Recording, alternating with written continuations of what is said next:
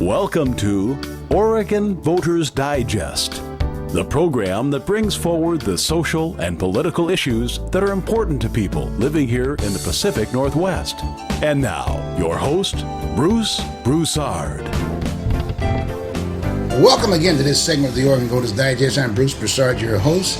And by George, this weather's been beautiful out here. Beautiful, beautiful, beautiful. However, there are many issues that we have here within our city of Portland. In fact, we're so popular, we get advertised from a national standpoint every day. I mean, whenever I see the news on the, as one would say, in the presidential election, Portland always gets brought up from the standpoint of, hey, we've got problems, the protesting, this, that, and the other, and we've been getting the black eye ever since. It's just been growing. It hasn't healed itself at all. So we're constantly trying to figure out what can we do to solve those many problems, if you will. And so with that, that's why I've been basically at the Oregon Voters Digest. I've been focusing on Portland, Oregon, if you will, and doing everything that I can to educate and inform folks, and hopefully try to get ourselves back to the city of roses, if you will, which has been a tough nut aspect of it. So along that particular line, naturally, police has been one of the major issues that we've been, so decimated with. That guess what? We still have an issue. So one of the things I was thinking about doing was that one of the things we lack, if you will, is that we're not educating and informing folks about what we had before, our history, what we had with reference to police and public safety, and that they're public safety officers and law enforcement officers aspect of it is still basically controlled by the people, because basically we elect someone and they're basically they do as we say through the elected officials. A lot of folks don't understand that, and now all of a sudden we got ourselves to a point where they're basically taking care of all the ills that we want. And then this thing comes up from the standpoint that police is the mayorship. They're not. Police, they're running everything. No, they're not. They do as they're told, like anything else. They got the process from the standpoint. They got a contract. They basically sign those so-called parameters in terms of what they can do and what they can't, all that kind of good stuff. And so what I'm doing today is that I just happen to have the president of the association, as an association, and what he's going to do, he's going to give us, and I'm talking about Daryl Turner. You've seen Daryl before. You've seen him for a number of years. He's actually a police officer. He's a police officer, and he normally wears a cover too at times, but he's not wearing one today. I'm not pushing him. But anyway, but the bottom line, he's gone through the whole issue of police. He's been police for a number of years, and then he went on and took on this post as president of that association. And so a lot of times he's almost like the first sergeant, if you've ever been in the military, first sergeant or sergeant major of the company, so to speak. And he's the guy that basically deals with the troops day to day. So, but the bottom line, he's involved in everything. Besides just doing the work from the police aspect of it, he's also the public relations, anything to do with public safety. He's the guy. We happen to have him today. And so we're going to spend this hour today just kind of bringing you up to date on what's going on with that particular segment of our society that's basically our sort of spotlight. But realistically, he's going to educate and inform. We're going to go from the standpoint of how we got to that particular point. That's another good point we'd like to share with him before, because he's been in that position, that slot to a point that was not an issue.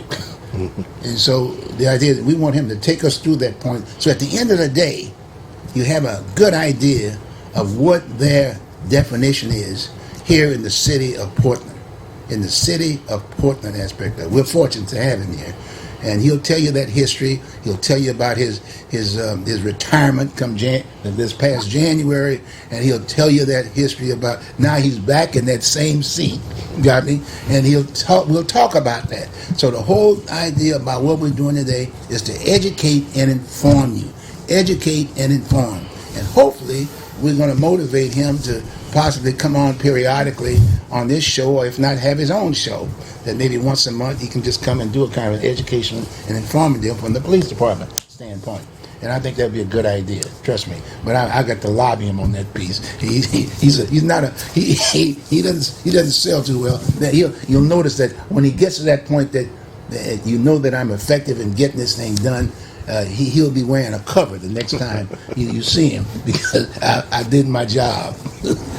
So with that, I got to hey, welcome aboard, buddy. Hey, Bruce, thank you. Appreciate that very much, and welcome. I'm excited about the fact that your retirement aspect of it.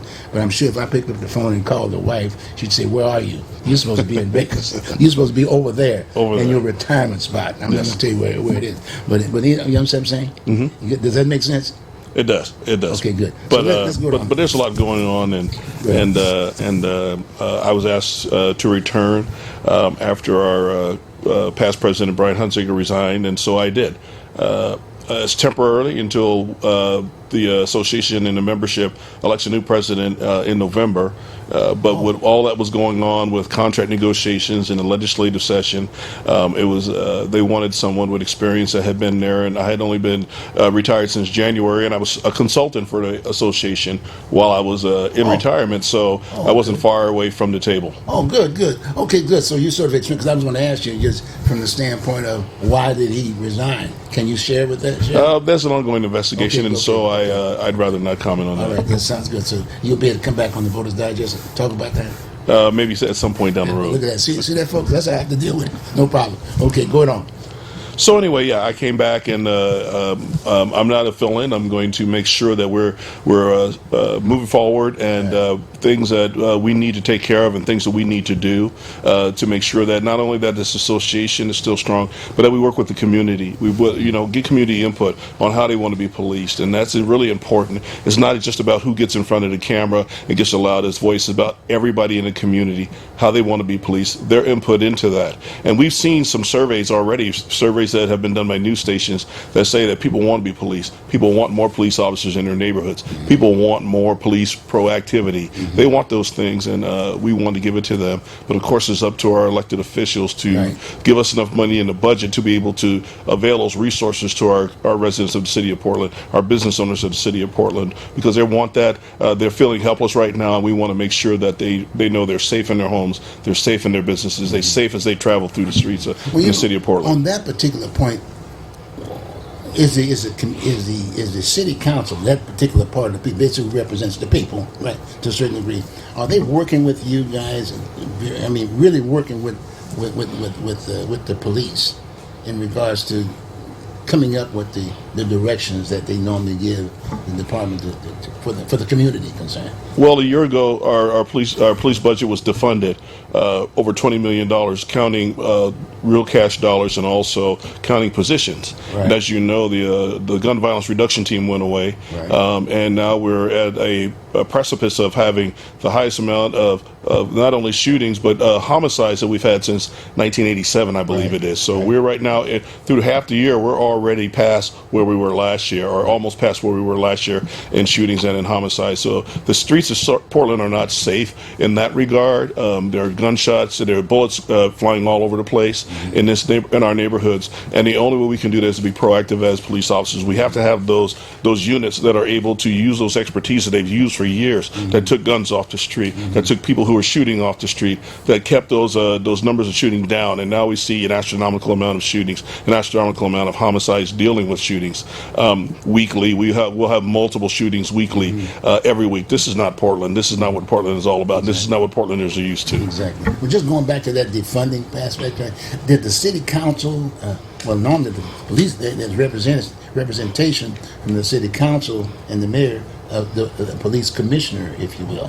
But in all due respect, the mayor pretty well takes that particular charge. Normally they hire someone, they also identify maybe a city council member or whatever. Did they actually sit down with you guys and really talked about the whole issue of defunding? Did you guys have that discussion? But we weren't at the table for the defunding discussion. And so last year we got defunded, obviously, like I said, over $20 million, counting actual dollars and staffing positions. And this year, in October, we did not get any of that money back. And in April, there was another budget, and we didn't get any money back. In this last budget, they actually took more money away from us. They gave us one-time money for over 2 years to be able to hire more more people, but that will maybe cover the attrition. We are not only losing people to retirement, we are losing people to the police departments that are leaving, resigning from here, going to work for other police departments in the metro area mostly too. And those police departments are welcoming our lateral officers over with open arms. Okay, are you actually going and reaching out to some of those commissioners and the city council people, or even the mayor for that matter, and just trying to educate them as to the impact of the defunding of that of the department? We've actually had conversations with a couple of them, but it hasn't made an impact. I don't want to name them because I don't want to put them out there, but it hasn't made an impact on. It seems to not have made an impact on being able to fund the police bureau. We're still being defunded. We're still losing money. We're losing people. We're losing staff. We're losing bodies. We're losing specialty units. Not only do we have an all-time high in the shootings and in the homicides from shootings, we also have an all-time high in traffic fatalities. We lost our whole traffic division. So all we have left is the people who actually investigate the traffic accident, the fatal traffic accidents. We don't have people who are proactively out there giving out traffic tickets, giving out violations, stopping people, so that we can minimize the amount of traffic fatalities that we have in the city. We don't have anybody out there to do that. Our traffic division, our canine division, other divisions have gone into patrol functions because we do not have the staffing anymore to be able to do all those extra things that we should be doing and that other police departments in the country are doing. Now, the spokesperson for the mayor and or the police commissioner, who is the mayor, he has supposedly he's got one of the representation from the police department, the chief, so to speak. Are they reaching out to you? I have conversations with the chief quite often, multiple times weekly with the chief, but also the chief is going to talking to city commissioners, talking to the police commissioner, as well as the other city council members about what the impact of defunding has done to us and what we need to be able to effectively keep the city safe. And it seems to be falling on deaf ears. Well, that's what I'm saying, because in all due respect, if the mayor is the police commissioner, hopefully that's a lane that he's supposed to be familiar with, right? Yeah, that's true. Does it make sense? You got me? Do you think do you think the way it's set up now, that with a mayor, whoever's been elected, a lot of times they don't have, that's not their lane. They've never, some cases they might have had law enforcement background, but most resumes they don't have them. You got my point? Yes. Do you think it would be more effective if that slot, that police commissioner slot, had some sense of law enforcement piece aspect of it? Well, definitely, because I think is you have to be somewhat of a subject matter expert to understand what it takes to be able to fund a police department and to run a police department and to have all the resources that we need to have for the public out there. And I think that's one thing. The system that we're under, the political system that we're under, is they call it a weak mayor system.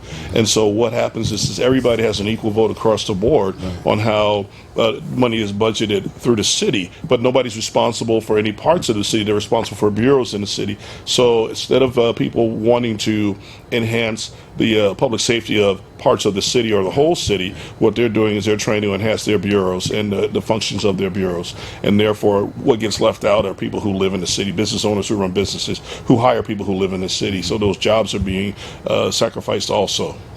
And and another thing too that I've seen, and I'm just looking at it from the standpoint of my involvement, is that as I see the police chief, you would think he would be part of it, like he's lacking identifying with his troops. You know what I'm saying? It's as if to say, does he reach out to you and talk to those issues so then he can go to the mayor and say, hey, and the city council and say, this is what the definition of defunding is, this is the impact that it will have on us, or whatever issues for that matter. Is that there? Well, I think what happened with the murder of George Floyd, obviously, all that impacted with the national protest and the national outcry for social justice and racial equity, which I have no problem with, which I think is important and which I think needed to be voiced. But then we had the riots, and I think once Chief Lavelle took over, immediately his budget was defunded. Immediately, we saw 150 plus nights of unsustained violence during rioting that we had never seen in the city of Portland before. So his focus had to be on, number one, how do we staff these events? How do we make sure that we keep people safe? How do we make sure that we keep property safe? How do we make sure that we keep business owners' property safe? And it was just a monumental effort to just do those things, let alone that he's still trying to convince City Council not to defund us, not to take away from our budget, not to take away from the special units that are resources out to the community that are able to identify like the shootings, identify the homicides, and be proactive against those so that they don't happen.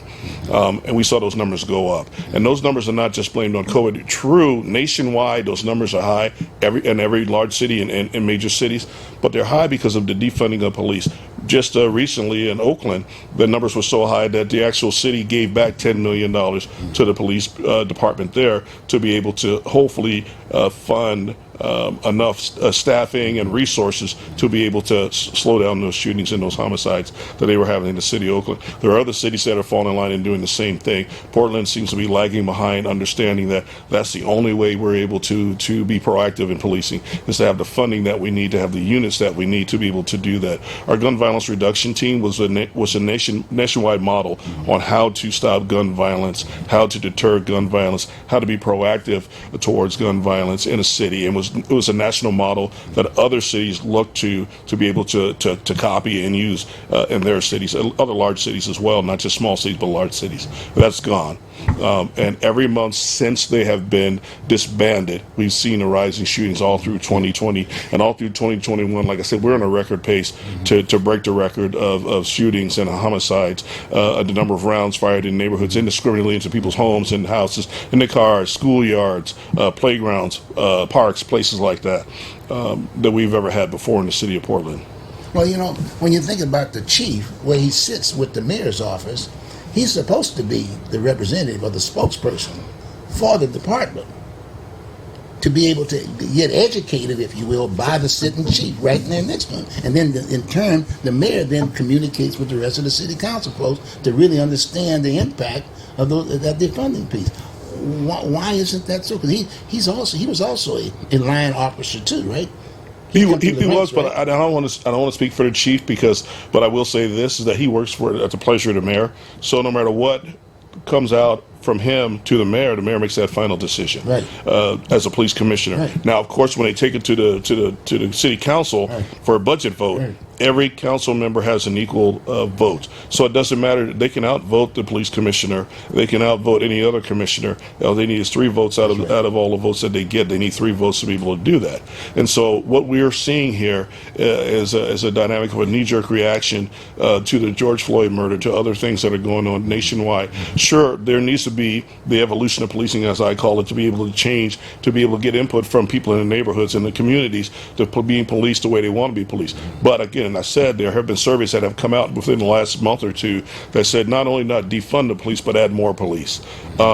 And they're not being listened to. So for a city council that say they're data driven and they look at data, but they don't look at data that would be advantageous to funding the police. They look at only data that they want to see to be able to defund the police. And so what we see here is Portland in the main lines. We've seen of us on the national news, not just because of the homicides, not just because of the shootings, but because of the rioting that went on, because of the destruction and the damage to property, the damage to businesses, the damage to all those things that are going on in the city of Portland. We're at an all-time high for vacant businesses right now in the city of Portland. We have people who are losing not only their livelihood, but their life savings, because most of these businesses are mom and pop businesses.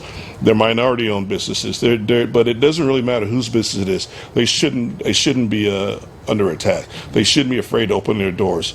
The pandemic had a huge impact on people's businesses and being closed, but the pandemic didn't cause people to board their windows. The pandemic didn't cause people to have to deal with looting and burning of their businesses and destruction of their businesses and vandalism of their businesses. That had nothing to do with the pandemic. That was sustained rioting for 150 plus nights after or during or after peaceful protests. Well, even as you're talking, and from my particular standpoint, as a layperson aspect of it, been around for quite some time, and it is a paramilitary kind of a situation. I haven't been in the military also too. I understand the chain of command and why there's that same concept is with the line troops, if you will. It has to be that organization. And to me, I've always maintained within my own mindset with reference to dealing with that piece that the department they are law enforcement officers, as if to say they do as they're told, so to speak. But unfortunately, the way the thing is set up, that police commissioner, I'm not trying to be redundant again, that person is supposed to be aware of that, such that the department then stays focused in that lane, not having to be able to pick up all these other different things, if you will, whether it be welfare, all that other good stuff, all that you just basically shared with me. With all due respect, a lot of that work should be done, i.e., from somewhere else. And the police commissioner should say, "Bang, this is what we do. This is what we do. We are law enforcement officers." And as you say, that contract, that budget contract aspect of it, that definition of that contract talks to that piece as law enforcement officers.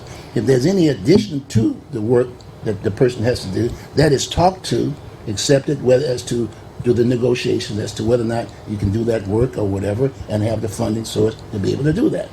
Is that happening now? But it's even more than that. Police officers have built relationships, friendships, co-ops with people in the neighborhoods, with business in the neighborhoods.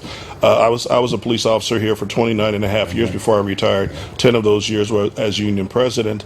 And you build relationships with people. You get to know people. You get to know the businesses and how they employ people in the city of Portland. So it's even more than doing what you're told to do and doing what the law says you can do. It's building those relationships so that people feel safe, so they feel secure. So people want to come and live and move in the city of Portland and open up their businesses in the city of Portland, because, like I said, most of these are mom and pop businesses. Sure, we have Nike and we have Apple in our city and Nordstrom's, but we also have a lot of mom and pop businesses that have been impacted in the downtown core area, but all over the city too, in Northeast Portland, North Portland, that cannot open their businesses back up again because of fear of vandalism, and that is just not what public safety is all about. Okay. I vehemently believe that public safety and politics should be two separate items. If there's reform or evolution to be done, those things should be dealt with, but to defund us so that we don't have the resources to be able to do what we need to do as a matter of public safety and keep the people of Portland safe and keep their businesses safe and keep their residences safe, then we're not doing our job. And it's not because we're not trying to do our job. Officers are out there doing their job every day, but you don't have the staffing, you don't have the funding or the resources to do it. You can only do what you have the resources to do. Let's say that I would agree with all those things that you were doing besides the things that from a lay standpoint aspect of it. When I pick up the phone and says I got problems over here, somebody just broke into my house, I want someone to come over. That, to me, that's law enforcement aspect of it. I expect it. But the rest of it, if I just threw out and said, okay, fine, maybe all these other goodies are just community policing. Well, it is part of community policing, but it's even more than that. And like you said, when we had full staffing or more staffing, or when I was on patrol and I'd go to someone's house and it was burglarized, I had time to go and I'd look in their crawl spaces, in their attics, in their basements, in every closet, under their beds, to make sure there was not anybody there, to make sure there wasn't somebody hiding in their house, so that when they went to sleep at night, that noise that they usually hear every night anyway, now they're wondering if there's somebody in their house. We don't have that time anymore. We don't have that luxury anymore to do those things, because number one, our staffing levels are so low. We're at 1.3 officers per 1,000. That's from the chief of police to the newest recruit. We are the leanest police department on the West Coast. We are the leanest. I can see that. 7 to 8 years ago, our response time was about 2.5 minutes to most calls. Now it's over 8 minutes to most calls, and these are 911 calls, some of them. So this is not just about the burglary in your house where nobody's in there. This is also about people being assaulted. This is also about domestic violence. This is not a scare tactic. This is what's happening in the city of Portland right now. And part of that is because of the defunding, because of the destaffing of the police bureau.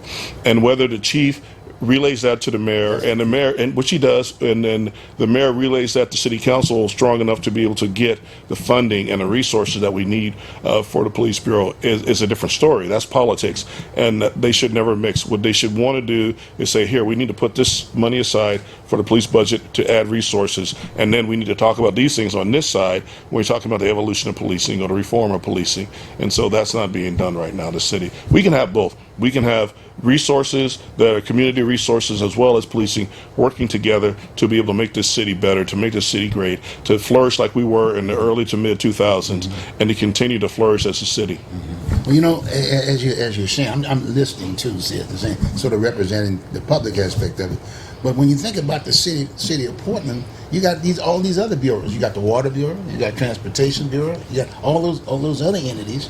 They're not having that issue, so to speak. You got my point? Mm-hmm. But then when it comes down to police, and by the way, they've got representation. When they go, these bureaus are basically identified to the other commissioners by the mayor, right? Mm-hmm. Okay. Now, you're as far as police is concerned, again, that's where that's a bureau, right? Mm-hmm. You got me. And when you're going to be there, even when they're elected and when they're not elected. Correct. Right? You got Correct. me. And so there's no. So my point is that's the expertise. Mm-hmm. That's the expertise, that particular bureau. We try to hire the best people. They try to hire the best people. They understand what that is. They exactly know what their job is. And I'm just saying, for some strange reason, we're not getting the same impact, if you will, and acceptance by the commissioners. Because like you said, the attempt was to put that police commissioner together there from the mayor towards the assignment, because he basically assigns the bureaus, right? Correct. He assigns the bureaus aspect of it. See, now in this particular case, he just got elected, so to speak, no background whatsoever, and all of a sudden, he's also the police commissioner. Correct. Some say, and that's politics. That's the way I look at it. That person should have been somewhat almost just like the other bureau. Because you got a structure with the police department. You know what I mean? It's a union kind of structure, and that's a historical piece, if you will. So it is a solid bureau. But the fact of the matter is, it's not being dealt with like the other bureaus. Why do you think that's so? I think a lot of it has to do with what's going on in this country. It's not just Portland. Right. However, Portland has a different take on it. I mean, you saw, like I said, the rioting that we've had for 150 plus days last summer, unsustained violence. Nowhere in the country has seen this type of violence. No department in the country had to deal with that type of violence that the Portland Police Bureau had to deal with last year. So there's a knee-jerk reaction, and not only a knee-jerk reaction, but into that came public safety for the business owners, for residents of the city of Portland. We had a homicide during one of those riots. We've had multiple assaults during those riots, not just police officers, but other citizens. Nobody talks about the assaults on police officers, officers who have gotten concussions, officers who have been hurt and injured, injuries that will be lifelong injuries. We don't hear about that. We're not here to talk about, to whine about police officers being hurt. Part of our job is to be out there and be public safety. It's not out there to get hurt. It's not out there to have bottles and rocks and Molotov cocktails thrown at us, human feces and urine thrown at us. That's not part of our job, but they dealt with that for 150 plus nights of rioting. They dealt with that, and they came out every day to come to work, even with the defunding, even with the criticism of some of our own city council members, who I believe, in my mind and in their minds, I know, not only endorsed but entitled or enabled some of the rioting that we saw out there. Our mayor himself, the police commissioner, went inside the protest, and when it was declared a riot, would not leave and got tear gassed. And so that in itself, to me, is unacceptable. It's unacceptable. What if Darrell Turner, as union president, stood behind a line of police officers and said, raise your sticks and hit everybody who moves? Well, that's unacceptable. That's not acceptable to do. Okay, we let police officers do their jobs based on what our command staff says we need to be doing. But for the mayor to go and stand in a protest and then refuse to leave when there was declared a unlawful assembly and have to be and end up being tear gas in that is unacceptable. Well, you know, I'm glad you brought that point up, because when that first protesting started, there were some people, and I did some interviews because I was running at one point in time for the mayorship aspect of it. And the first thing I thought about the protesting was, why are we having protesting at night? It was disrupting everything. And we also had on the books that if you wanted to demonstrate or whatever, or march or whatever, you went through a process. You picked up a permit. I was asking for bonding of the deal. So meaning that if anything did happen, destruction and this, that, from the taxpayer standpoint, it wouldn't be our responsibility to pay for it. Yeah. It would be the insurance company. So to me, that would have been a simple process, because You got young folks coming out there, nothing else to do, et cetera, et cetera, et cetera. Why have something out there at night with people's masks all covered? So the first thing I'm seeing, a lot of people that I talk with say, why are they having these protests? They're not getting permits, if you will, to march at night, if you will. Who's responsible for that piece? And I will tell you, I don't have any problem with people protesting peacefully at any point in time without a permit, because they're voicing their First Amendment rights. So I don't have a problem with that part of it. The part of it that's the problematic is when you have the riots starting, when you have the destruction of property, when you have the vandalism, when you have the assaults, when you have bottles and rocks and bricks and human feces and urine being thrown, and Molotov cocktails being thrown at police officers. But at night, though, Derek. But what I'm saying is, that to me, as long as it's peaceful, as long as it's peaceful, people are allowed to voice their opinions. I believe in their First Amendment rights. With that said, our elected officials did not condemn that violence for a very long time. That's what I'm saying. For a very long time, and that's really enabling and endorsing the violence that we saw out there. And so, with that all said, what I will say is, I'm hoping that we have a new city council, pretty much, basically, with three new city council members. Right. I am hoping that with those three new members, as they get educated, as they feel comfortable in their seats, that they see what the issues are and the failures are of last year's defunding of the police and the continuous defunding of police and the resources that have gone away and the fact that people are being killed in the street. It doesn't matter. To me, it's not fair to say whether they're people of color or not, but over 65% of the people who are being shot out there in the streets are people of color. And so if we're truly talking about racial equity, we're truly talking about social justice, why are we then defunding the police so they can't go out and be proactive in these areas where people of color are being shot and killed? I'm feeling, but you know where I'm coming from this standpoint. If all of the shooting and the killing and the destructions are happening at night, not during the day, you're right. These shootings happen in broad daylight. Some of these homicides have happened in broad daylight. I know that. In parks and places but like that. But the majority of it is happening at night. That's all I'm saying. And from a people's standpoint, it is a government of other people by the for people. Those folks who are elected are supposed to understand that and respond to it to a certain degree. And I'm just saying that is something that I think we should really have.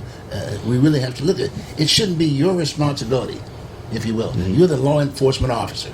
Like I said, if you go through the contract aspect of it, if something happens like that, you get called out, and you got certain way, and you're basically trained to do it a certain way. You went through that process. Correct. But the key that I'm talking about is that if in fact we're having all these discussions, these protesting and all of this destruction and this at night, someone needs to react to it. Just common sense would make that.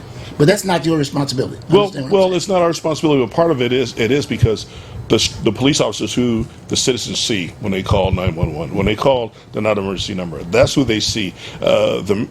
Nobody from city council shows up, no elected official shows up, no district attorney shows up. It's the police officers they see first. Right. And so the police officers are the one who take all the brunt of people's angers, people's frustration. But it shouldn't be. It should be the commanding officer, the mayor of the city of Portland. Well, what we have to do, as residents of the city of Portland, as business owners, is saying, we've elected you to do a job.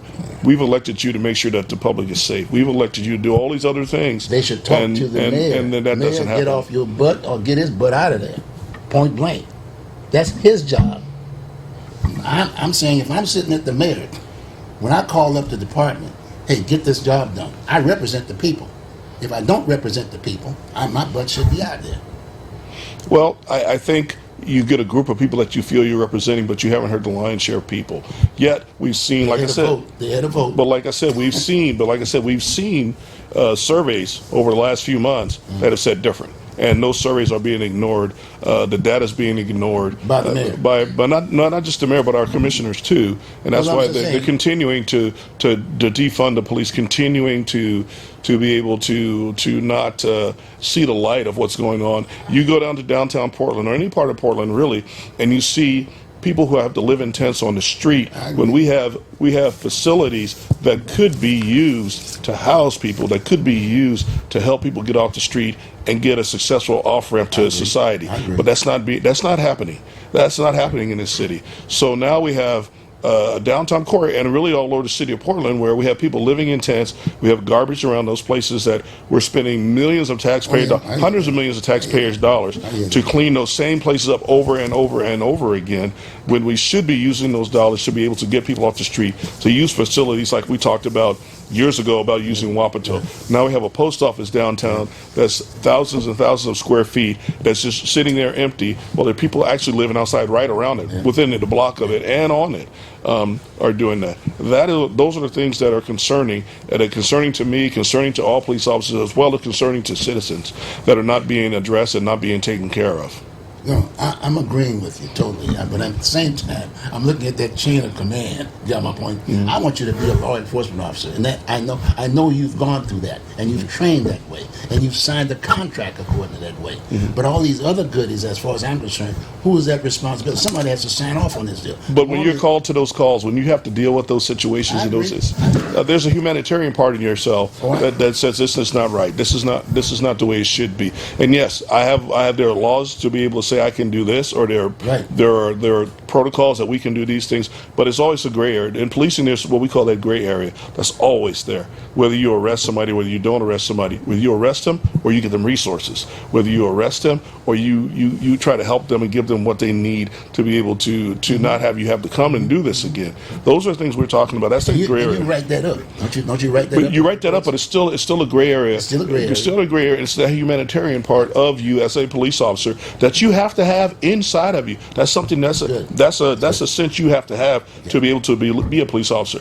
The book is written in black and white, and you can follow that. You can follow the book in black and white, but every situation isn't covered, and you have to be able to adapt to those situations. As they said in the Army, you have to be able to adapt and overcome. They never said that in the Marines, but in the Army they say you have to be able to adapt and overcome. What was that? You don't have a hat on yet. You have to be able to adapt and overcome situations in a humanitarian way to be able to take care of society as best you can, because you know what? It doesn't matter what anybody says about policing. You get called to things that people want you to help solve problems that they could not solve for years, and that is the real deal. That is that is the basis of a lot of police calls. And there are people who will say that we shouldn't be going to those calls. People want to see a police officer show up to those calls. Would you agree that the CO should understand that? They should know that. I'm not saying they don't understand. What I'm saying is, should they understand that or not? What I'm saying is the people who are sitting, the mayor and or the police commissioner. Well, what I'm saying is the data's there. For people who are data driven, and they are data driven because they use it all the time. When they talk about policing, when they talk about stop data, when they talk about other data, they don't look at the data of how many police officers we don't have. City council, city council, and the mayor, right? And the mayor. Well, he's part of that. He's part of that voting body. That's who needs to be looking at the data and pay attention to the data and not ignore the data or blame the data on something else, which it isn't. There's people in the city that still will not say there's a gang problem. Well, that's why they hired. They will not say. They will not use the word gangs in here. They will not say it's a gang problem. Where young black men and black women are being killed in the city and shot in this city just because of who they are, what color they might be wearing, or who they're associated with.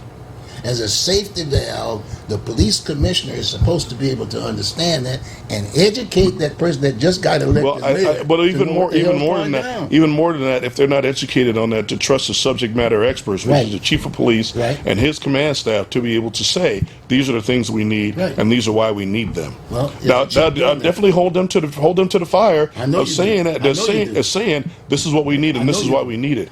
But those are the subject matter experts. They deal with it every day. I hear you. But at the same time, I'm saying that you're doing your job, and you're doing a lot of other things. But my point is that communication is not getting to the council and being educated one way or the other. Well, it's getting there, but it's being. I think the knee-jerk reaction. Politics in the city of Portland are different, almost from any place else in the country. Like I said, places like Oakland that are giving the police department back $10 million because they see what's happening in their city and they want to fix it. And they want the citizens to be safe. They want people to feel safe. Yeah. And they're doing. There's other places, I can't remember. I want to say Atlanta, but I'm not sure. They gave back like $30 million to the police department because guess what? They see what happened. They see what's happening with violent crime. Well, it's a bureau. So, like we talked about before, to a certain degree. Yeah. Well, and that's in all due respect that I hope public you understand where I'm coming from here, because we're having an opportunity here to chat with with the president of the association aspect of it. Actually, I'm still the executive director now. You're executive director now. Yes. Executive director. Yes. You the mayor now? No, the executive director of the Portland Police Association now. No, in all due respect, you are really educating the public. My point is, I expect this coming from the mayor aspect of it. I expect this coming from the police commissioner. To be able to train the mayor, police commissioner's slot should be to train the mayor and the city council about your bureau, about what you do. Unfortunately, it's And more we don't done. have nobody sitting there. This is not as simple as that. No, it is simple. If I was sitting up there, that's exactly what I would do. I'd make sure that police commissioner communicates with you, the bureau, and then educate me and the city council as to what they need to do, because that's not their lane. People they get elected to office. They're not police officers. They got other interests, if you will. They're politicians. And hell, we want public safety in this city. We want you to do your job based on the contract that you sign, that we sign. We sign also too, right? The mayor and the city council have to sign that contract. This is not just you doing it. They sign. Now, in all due respect, because they just get elected for a short period of time and they're gone, the aspect of it. But the contract, a lot of times when they're sitting down there at the board trying to sign those contracts, they don't have the background. Mm-hmm. They don't have the background. So consequently, they're just sitting up there, trying to playing politics. Well, I saw little Johnny across the street. Johnny's my son, and he's my cousin's son, or something like that. And this is what you did to him. This, that, and that. Well, that has nothing to do with that contract. Well, we still want to be able to have input from the community and police community how they want to be policed, but we have to, like you said, educate people to understand that this is why homicides have spiked. Yeah. This is why shootings have spiked. It is not because of the pandemic. It's because of defunding of the police, defunding of our staffing levels, defunding of our special units that were proactively dealing with these issues. And so that is the dynamic that obviously, like I said, we have a new city council. Hopefully, they're feeling more comfortable in their seats, and we have a budget, what do you call it, a fall bump budget conversation, and I'm hoping in a fall bump conversation that they will fund the police bureau more money to be able to do those things, bring back the specialty units that they had there that were proactive in the communities, and be able to slow down this violence that we're seeing in the streets, to be able to bring back the traffic division and slow down the traffic fatalities that we're seeing in the city, and be able to deal with the rioting that we see that is costing people their businesses, their livelihoods, and their life savings, as well as other jobs of Portlanders. Do you think they understand your job description? No. That's the point I'm getting. That's the point. They signed that contract, and sometimes there might be some differences. Yeah, that's ordinarily. And then basically you get back and you say, wait a minute, we're going to have a negotiation because this is what you signed. How many times did you have to do something like that, trying to educate them? I think it's just it's a hard push when politics seep into subject matter experts. Mm-hmm. So, jeez. Well, look, we got about 15. We got to talk a little bit about that budget. We talked a little bit about the aspect of it. What's the criteria for the budgeting? What is that for? What do you do that for? That's basically the language, right? The language. Well, what the budget looks at is how much does it cost to run a department? Mm-hmm. How much did it cost last year? How much it is going to cost this year? Mm-hmm. Every year since I've been a police officer, or since I can remember, they've gone through an exercise of cutting our budget by a certain percentage, and then they want you to cut it and see where you can cut some fat. But this is my analogy. A loaf of bread last year, or a gallon of milk, or a gallon of gas, mm-hmm. last year cost more than it does the next year. Right. So for you to say, well, you cut your budget and then you cut in resources somehow, you're cutting something in your resources, whether it be resources to the public, whether it be training, whether it be the number of officers, whether it be equipment, somehow you are now cutting something that is vital to you.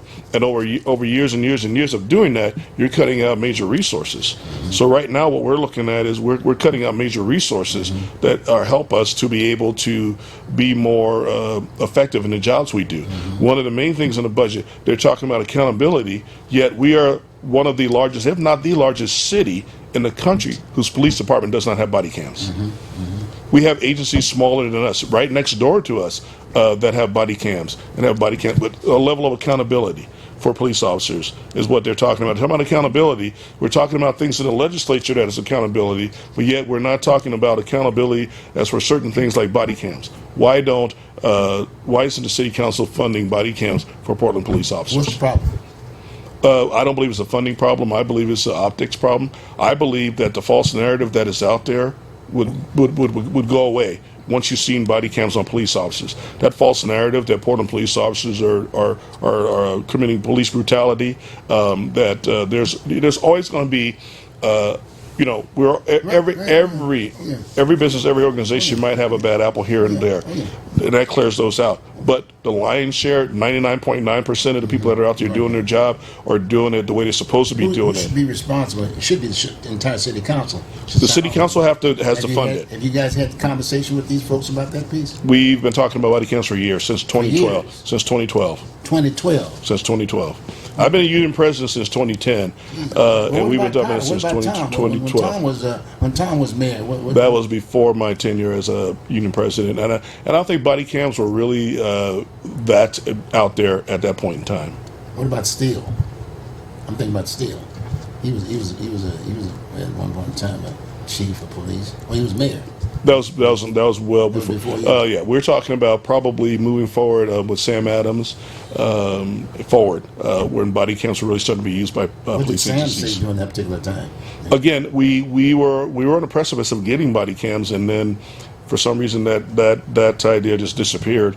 And as time has gone on, and people have talked about accountability more, and talked about all those other things more, we see phone video of things that are going on in policing in the city as well as in the nation. Yet we don't have the ability to have body cams to be able to make sure we document what's going on the calls that we go on. Just the last officer-involved shooting that we had, thank God there was a video camera at the hotel that showed how fast things went bad, how dynamically things went bad, and how the police officer who ended up having to use deadly force did everything he possibly could to de-escalate the situation and not have to use deadly force until the last possible second when he had no other choice. Well, let's talk about that body cam piece aspect of it. You brought up Sam Adams. The mayor just hired him, if you will, right, to deal with the whole issue of homelessness aspect of it. But if he was there having those discussions about body cam, it'd be interesting to see where was he on the body cam during that particular time. Was he for it or not? And it was mostly a conversation between the police bureau and the Department of Justice. There were mayor's office representatives there. Sam Adams was not in the room that I was in when we had that But conversation. he still had that responsibility. That was huge. He was the police commissioner at that point in time. Yeah, he was police commissioner. So my point is that if the mayor was going to hire anybody, my point is that if that is a major issue, he should have hired him for that. Maybe that would have at least did something to this process. And that's just one small thing. I mean, it's not a small thing. It's a huge accountability measure that people would like to see. I hear it a lot from citizens, not just from police officers. I will tell you that the lion's share of police officers in the Portland Police Bureau want body cams. They do. They have no fear of body cams. And the public wants it. And it's actually more of a workload for our officers to have body cams, because once you have body cams on, you have to turn them off, you have to turn it on, you have to download all the information, the video off the body cam from that day. And any major incident you have to document it and write it in a report. And there's a lot of checks and balances you have to do. What is the mayor's position? I can't speak for him personally. I know City Council has turned it down. What about the chief? I can't speak for him personally. Chief and I have never really had that conversation. But I know the lion's share of command staff as well as the rank and file are for body cams for police officers. The city council have turned it down. Yes. All in the city council, all of them? I don't know every single city council member, but we have a new city council sitting now, so we'll see what happens. The new ones. Yeah, I know them all. Not their lane, but I know them all. They have no law enforcement. In fact, in all due respect, no military background that I know of. Anybody sitting there at this point in time. And I'm not trying to push the military per se. Right. But I'm very familiar with the fact that we basically go through some of the same training process when you start talking about law enforcement aspect of it. As far as the troops are concerned. So anyway, I got that now in terms of the as far as the body cam aspect of it. It's sitting up there clogged up at City Council. Pretty much. Is that fair? Pretty much. Are you willing to sit down with them and talk about this piece? At any point in time. Numbers in terms of maybe the cost and how many you needed? Well, the cost would be the cost is depending on what technology you buy. There's companies out there. So many companies out there with different technologies that you would have to buy, and so the cost varies. But there are smaller agencies that Eugene, Oregon, they have body cams. In other cities close to Portland, they have body cams as well. So all those smaller agencies have body cams as well as the large agencies in this country. But we are probably one of the largest cities whose police department does not are not equipped with body cams. Okay. What about? I'm gonna help you out a little bit with something. What about recruitment? You say you're losing all these officers. You got to go out and recruit, right? Well, retaining and recruiting officers is almost impossible right now, especially for the city of Portland. To be able, and what I mean by that is we're losing more than we're able to hire. Partially, largely because of the budget, but also because the political dynamics of the city of Portland has made it difficult for officers to work here. So there have been officers who have left to go other places and work. I saw that. Clackamas County, Clark County, Hillsborough, adjoining agencies in the metro area that they have gone to and are working for right now. I'm gonna help you out with one. I'm gonna give you a little shot here.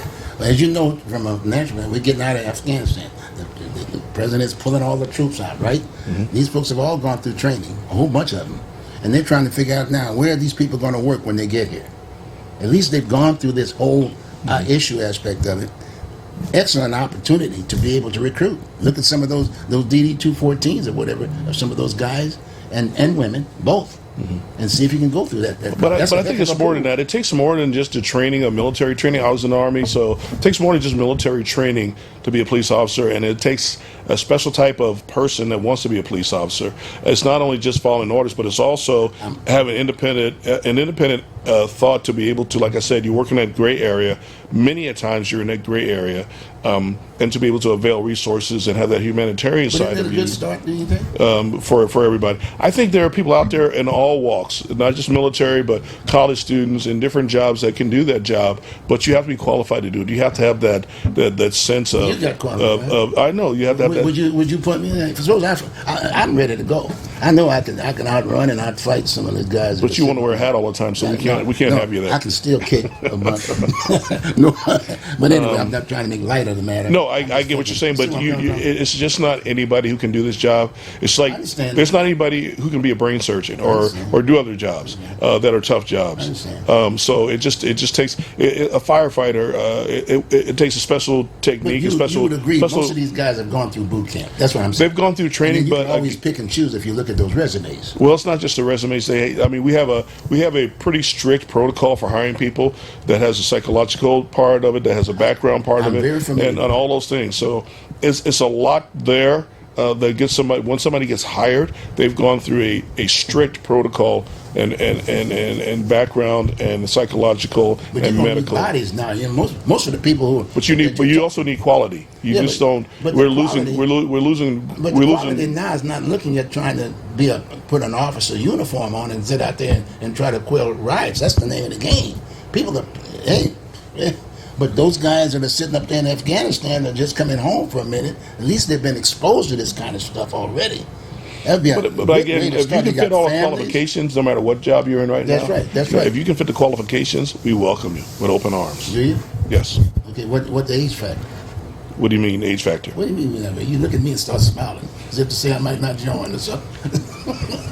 I'll join. I think 40 years ago. 40 years ago? You'd have been a prime candidate. No. What do you mean? I'm too conservative or something? You'd have been a prime candidate. I can handle myself, no problem. But today, I can handle myself.